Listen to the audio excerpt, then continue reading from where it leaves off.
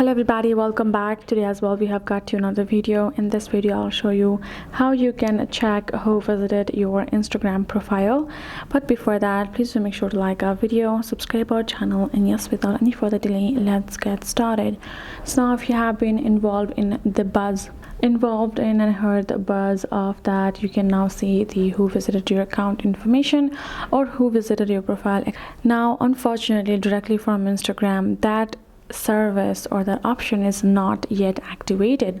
If you go to this section where you get the notification of any activity, you cannot seem to find where you will be able to get the profile visited option. If they have requested to follow you or have started following you, then you will be able to check out it. Then you will automatically know that they have visited your profile and viewed to requested, or even if they have liked certain kind of contents, you can simply guess it.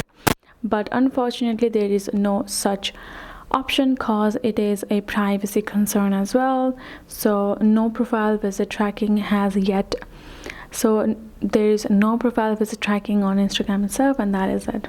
So hope this video helps. Thank you so much for watching. I'll see you guys in our next video.